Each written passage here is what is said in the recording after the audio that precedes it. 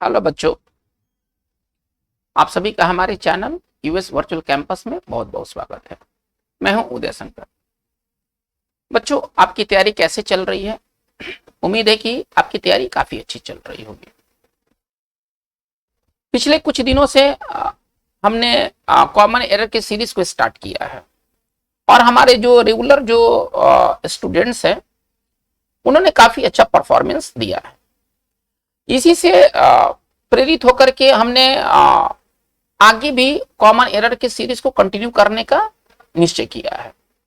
बच्चों, आज के इस बहुत इंपॉर्टेंट वीडियो सेशन में आपके लिए 20 कॉमन एरर्स हम लेकर आए हैं। ये 20 कॉमन एरर्स बहुत इजी नेचर के हैं, बहुत इजी नेचर के हैं। इसमें तो 20 में अगर आप 20 पाते हैं तो कोई आश्चर्य की बात नहीं होगी, एकदम 20 में 20 पाया जा सकता है। आज के इस वीडियो सेशन में आप शुरू से अंत तक जितने भी कॉमन एरर्स हैं वो सभी को आप ट्राई करें और आप अपने लेवल को एक बार जांच कर ले, एक बार परख ले कि आपका अभी तैयारी का लेवल कैसा है। अगर आप 20 में अगर आप 16 कॉमन एरर या उससे अधिक ऊपर बनाते हैं तो आप वेरी बेस्ट के कैटेगरी में आते हैं मेरे नजर में। और यदि आप 10 के बिलो हैं, संख्या 10 को टच नहीं कर पाते या उससे अधिक को टच नहीं कर पाते हैं तो आपको निराश होने की जरूरत नहीं है, आपको अपने एफर्ट को डबल करने की जरूरत है। ये कॉमन एरर्स ग्रामर के सभी टॉपिक से जुड़े हुए हैं। एक मिसलेनियस कॉमन एरर का सेट है और ये सभी के सभी प्रीवियस एग्जाम्स में बहुत बार पूछे जा चुके हैं। बच्चों, आपसे रिक्वेस्ट है कि आप इस वीडियो सेशन में शुरू से अंत तक बने रहें। वीडियो को पॉज करके आप ट्राई करें क्योंकि वीडियो थोड़ा तेजी से आगे बढ़ेगा। इसके बाद वीडियो में दिए गए आंसर से आप अपने आंसर को मिलान कर ले और यदि आप संभव हो सके तो आप अपने स्कोर कार्ड को जरूर आप सेंड करें। चलिए, इससे हमें अच्छा लगता है कि हमारे स्टूडेंट काफी अच्छे कर रहे हैं। बच्चों, अगर आप इस चैनल पर नए हैं तो आप इस चैनल को जरूर सब्सक्राइब कर ले। चलिए, अब हम लोग इस वीडियो सेशन की शुरुआत करते हैं अपने क्वेश्चन नंबर 1 से। कह रहा है क्या, He is a school teacher, but all his sons are doctors। इसमें हमें एरर का चुनाव करना है कि किस हिस्से में गलत है, किस हिस्से में त्रुटि है। चलिए, एरर किस हिस्से में? He is a school teacher। अगर आपको गलत लगता है कि अगर इस खंड में गलत है तो आपका आंसर ये बनने वाला है। अगर आपको लगता है कि ठीक है, यहां पर कोई मिस्टेक नहीं है, कोई गलत नहीं है, आप आगे बढ़िए। बट ऑल ही सन्स, अगर लगता है कि अगर इस पार्ट में कुछ उलटफेर है या आपको कुछ गलत लगता है तो आपका आंसर बी होगा। लेकिन अगर आप इससे भी संतुष्ट हैं, आपको लगता है कि नहीं यहाँ भी सब कुछ ओके है, तो आप सी की ओर आगे बढ़ते हैं। आर डॉक्टर्स, अगर लगता है कि यहाँ पर कुछ गलत है तो आंसर सी होगा और लगता है कि सारा कुछ ठीक ठाक है तो आंसर आपका डी होने वाला है, मतलब नो एरर। तो यानी कि वाक्य में कहीं भी त्रुटि नहीं है। बच्चों, इस क्वेश्चन का जो राइट आंसर होना चाहिए वो ए होना चाहिए। इसका कारण बहुत स्पष्ट है, बहुत स्पष्ट है। देखिए, he is a school teacher लिखा हुआ है। कोई भी सिंगुलर नाउन जब भी आता है, कोई भी सिंगुलर नाउन का प्रयोग हम जिस रूप में करें, अगर वो सिंगुलर नाउन अगर होगा तो उसके साथ ए एंड या कोई भी आर्टिकल शब्द जरूर लगेगा। मतलब कोई भी सिंगुलर नाउन बिना आर्टिकल का इस्तेमाल नहीं होता है। यानी कि यहाँ पर होना चाहिए he is a school teacher होना चाहिए, ठीक है ना। हम किसी भी सिंगुलर नाउन के साथ हम बिना आर्टिकल का यूज नहीं करते हैं। यानी कि कोई भी आर्टिकल होना चाहिए, ए होना चाहिए, एन होना चाहिए या विशेष तौर पर द भी आ सकता है। यानी कि सिंगुलर नाउन कभी अकेले नहीं आता। यदि कोई नाउन सिंगुलर है तो उसके साथ कुछ ना कुछ आना चाहिए। यहाँ पर है ये पर्याप्त है, यानी कि इसका मतलब है कि हमारा राइट आंसर होगा वो ए होगा। आते हैं क्वेश्चन नंबर 2 में। कह रहा है क्या, their all belonging were lost, ठीक है ना, इन द फायर।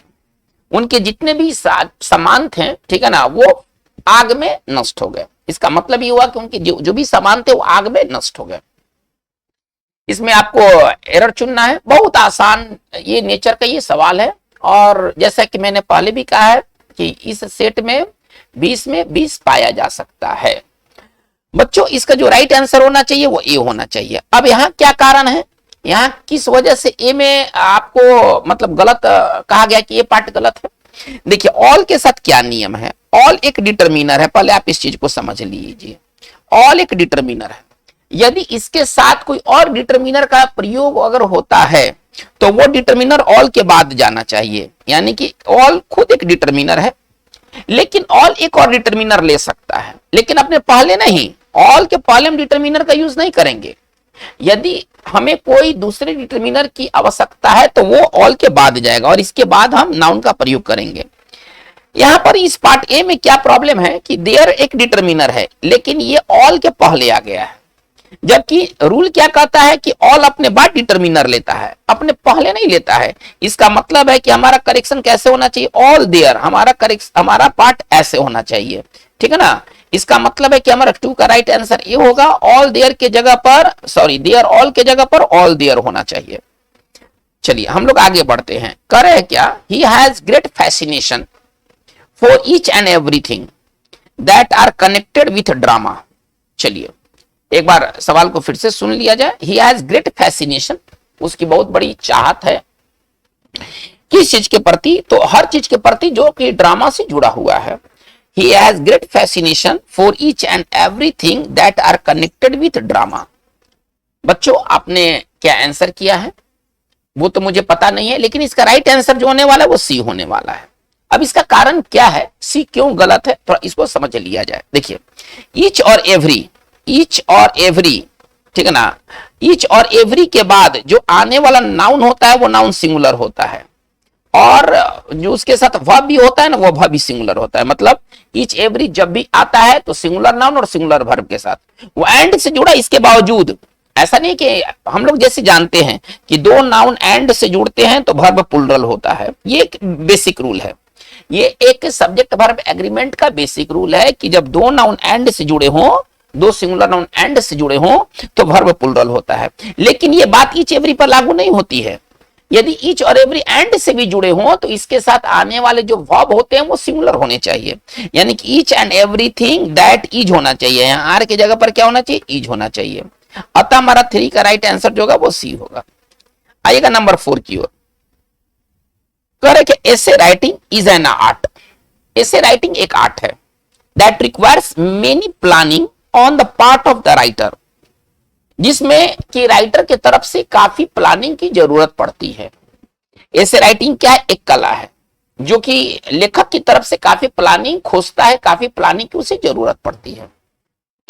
बच्चों इसमें जो गलत पार्ट है वो बहुत ही एलिमेंट्री पार्ट है, आप इसको आसानी से पिक कर सकते हैं।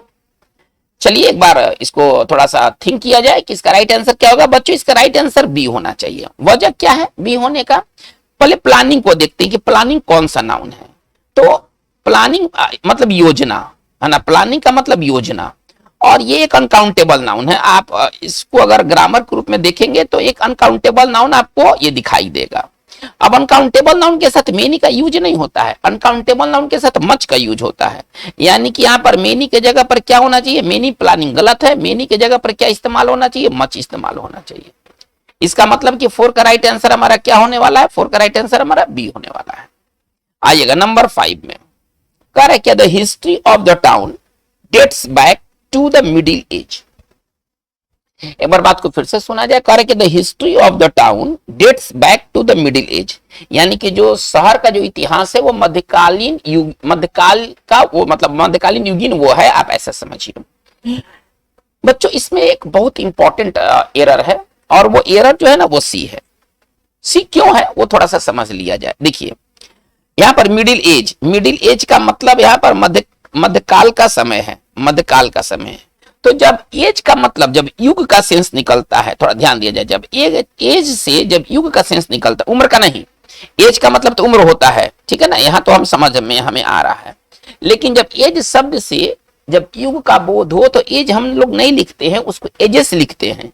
मिडिल एज नहीं होता है, मिडिल एजेस होता है। मध्य युगीन काल जो होते हैं ना वो मिडिल एजेस कहलाते हैं, मिडिल एज नहीं, मिडिल एजेस कहलाते हैं। यानी कि यहाँ पर एज के जगह पर एजेस की जरूरत है। अतः 5 का राइट आंसर हमारा सी होगा।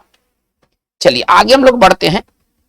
कह रहे क्या, the manager put forward A number of criterions for the post.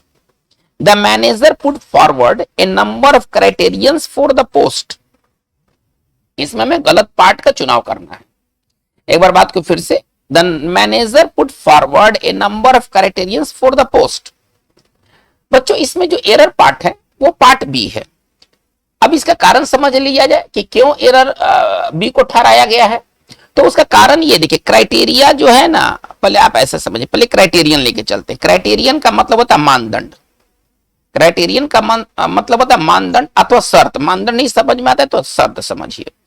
Okay, अब इसका जो प्लुरल होता है, ये सिंगुलर, अभी ये सिंगुलर फॉर्म में है, इसका जो प्लुरल बनता है ना, तो वो क्राइटेरिया बनता है, क्राइटेरियंस नहीं होता है। क्राइटेरियन का जो प्लुरल होगा वो क्राइटेरियंस नहीं होगा, थोड़ा ध्यान दिया जाए। क्राइटेरियंस का जो प्लुरल होगा वो क्राइटेरिया होगा।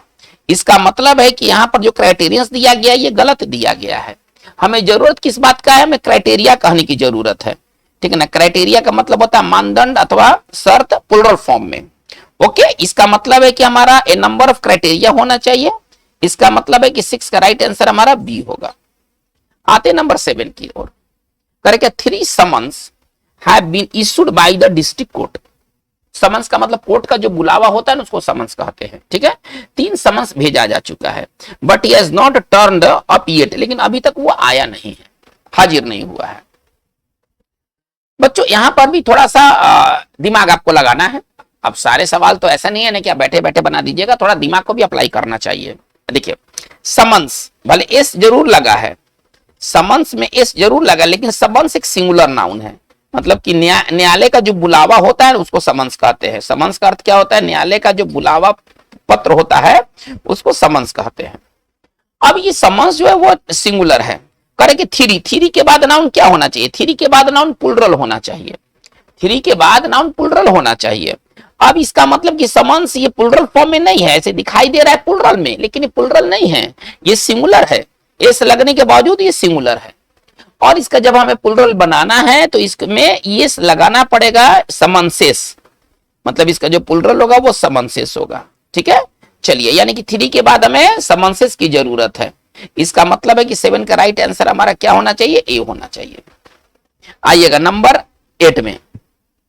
कह रहा है क्या? The 5th and final act of Macbeth, the 5th and final act of Macbeth contain the sleep walking scene. एक बार बात को पुनः सुना जाए।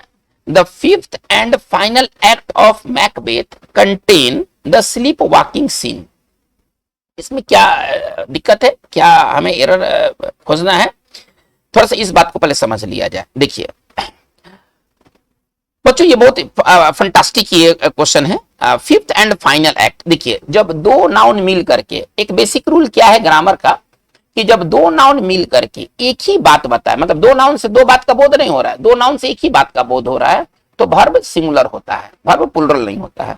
अब 5th एंड फाइनल एक्ट एक ही चीज है जिसको कहा गया 5th, पांचवा और अंतिम। वो एक ही एक्ट के लिए कहा गया है कि पांचवा है और अंतिम है, यानी कि चीज तो एक ही है, चीज दो नहीं है। उसको जोरदार बनाने के लिए कह दिया गया पांचवा और अंतिम। तो यहां पर जो कंटेन, जो वर्ब का इस्तेमाल किया गया है ना, वो सिंगुलर फॉर्म में होना चाहिए।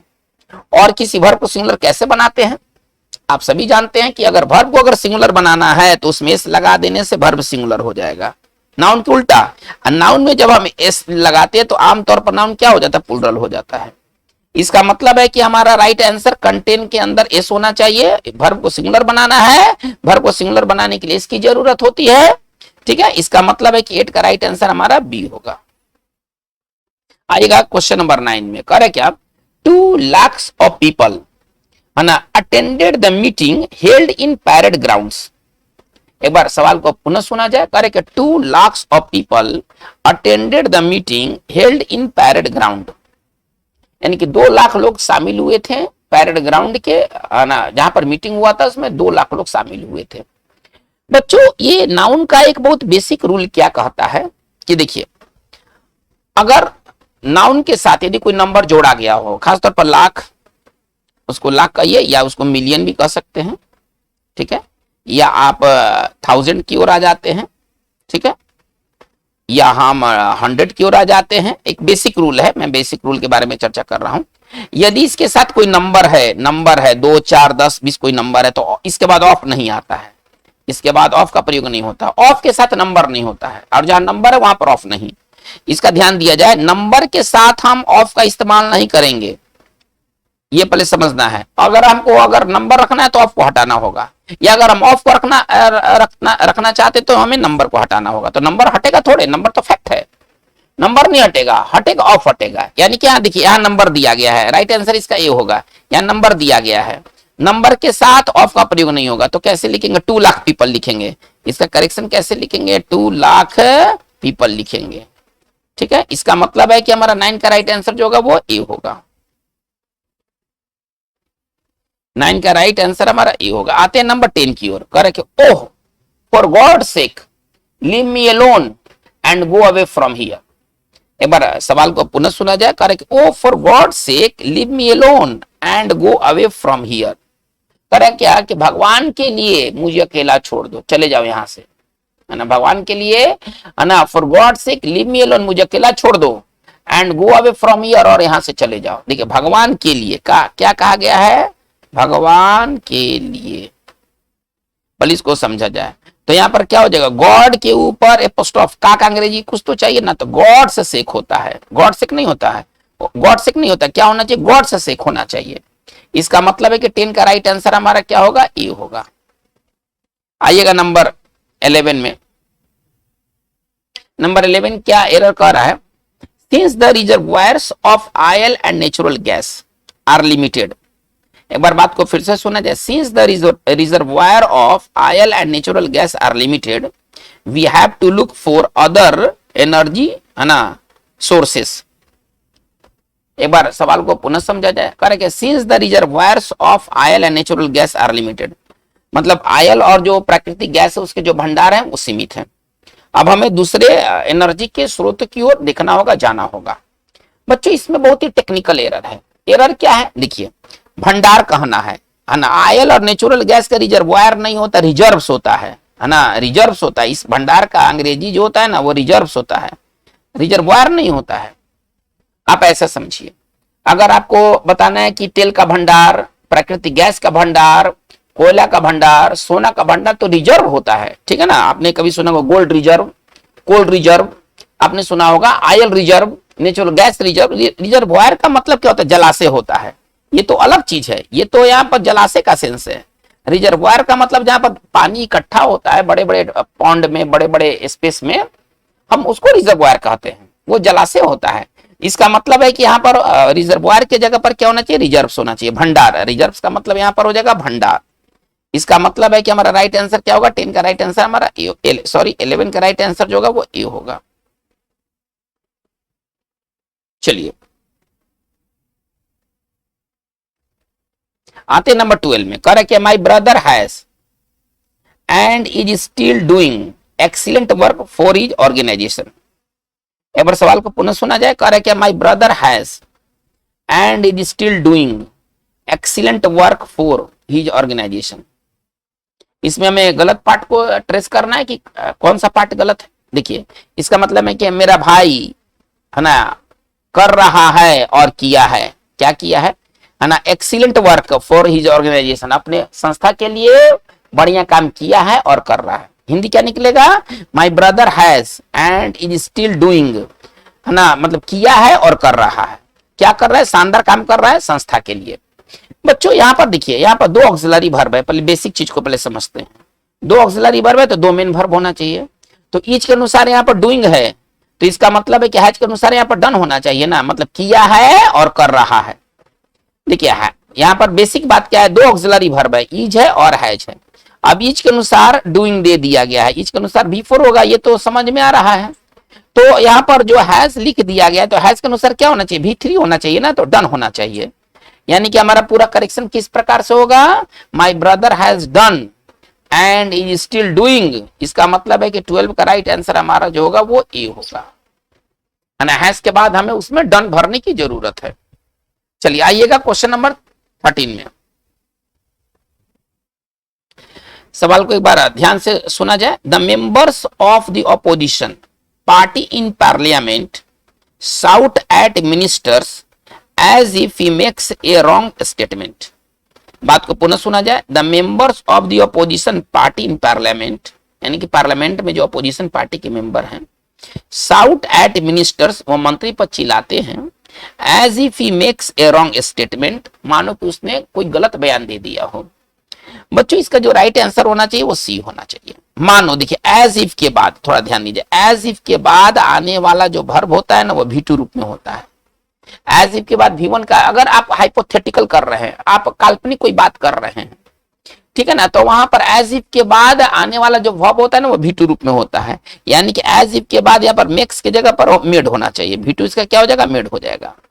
यानी कि हमारा राइट आंसर 13 का राइट आंसर जो होगा वो सी होगा।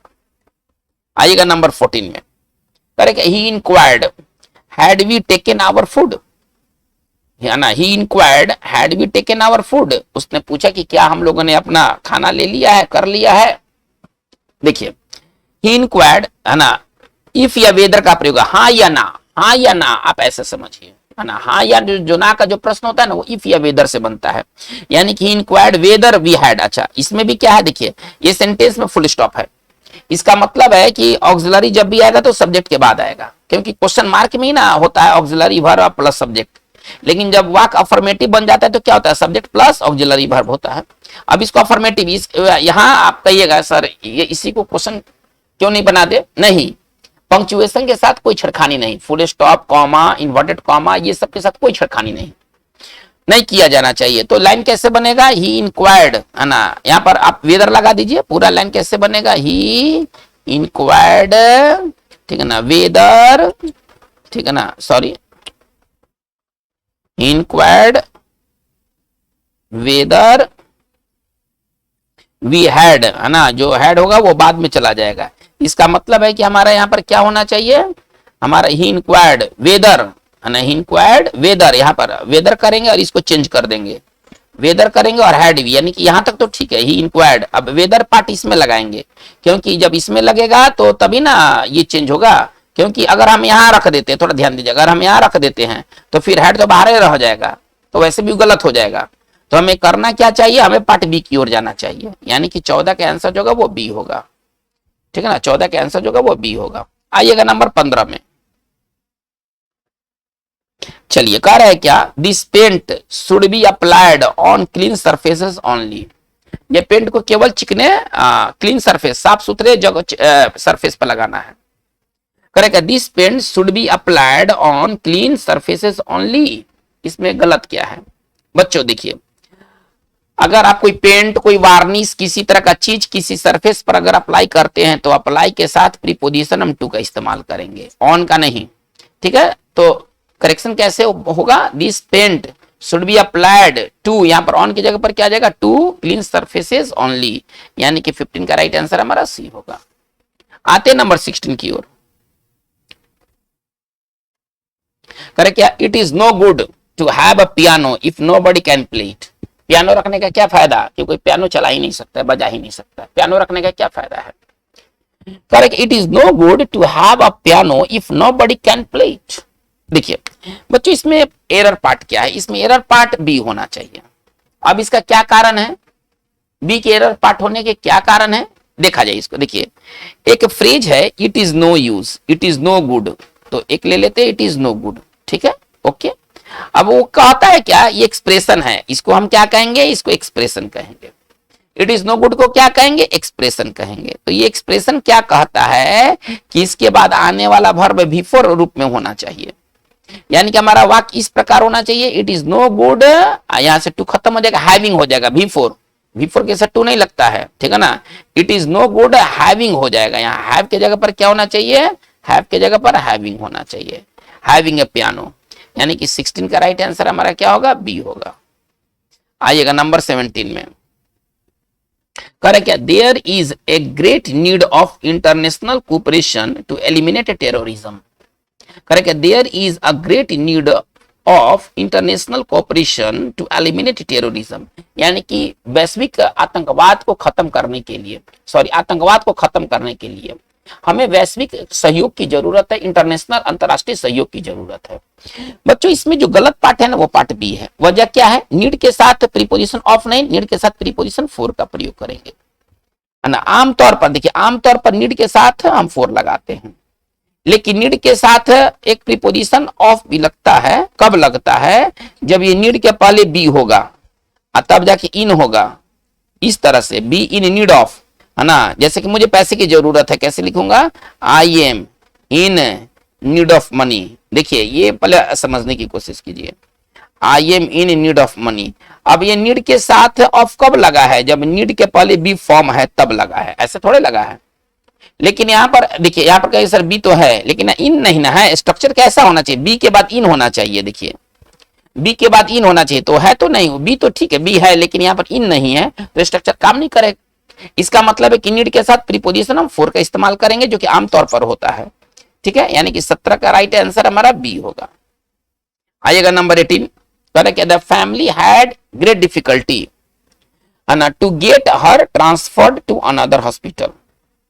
The family had great difficulty to get her transferred to another hospital. इसमें क्या गलत है बच्चों? इसमें जो गलत है ना वो इस तरह से है। देखिए एक स्ट्रक्चर है हैव डिफिकल्टी, हैव डिफिकल्टी, ठीक है ना, अब plus V4, have difficulty plus V4, या इन लगा सकते हैं, इनको छोड़ भी सकते हैं, है ना। केवल ये स्ट्रक्चर दिमाग में रखिए ना, बहुत ज्यादा हौच पौच मत किया जाए, है ना। हैव डिफिकल्टी के बाद V4, यानी कि हमारा लाइन कैसा होना चाहिए, the family had great difficulty, getting हो जाएगा। यहाँ पर आप क्या लिख सकते हैं, गेटिंग, या आप ऐसे इन गेटिंग भी लिख सकते हैं, आप बोथ आर ओके, आप यहाँ इन का भी प्रयोग कर सकते हैं, एकदम सही है, इन गलत नहीं है। इसका मतलब है कि हमारा पार्ट क्या है, हम सुधार कर रहे हैं, गेटिंग यहाँ पर कर रहे हैं, यानी कि 18 का राइट आंसर हमारा क्या होगा, बी होगा। आइएगा नंबर 19 में, करे क्या, political stability proved the base for economic development. एक बार सवाल को पुनः सुना जाए, करे क्या, political stability provided, sorry proved नहीं, प्रोवाइडेड है ना, the base for economic development. बच्चों इसमें जो गलत पार्ट है ना वो आपका बेस है, बेस की जगह पर बेसिस होना चाहिए, है ना, आधार, है ना, बेसिस का मतलब आधार, न्यू, यहाँ पर बेस की जगह पर बेसिस इस्तेमाल होना चाहिए। 19 का राइट आंसर हमारा बी होगा।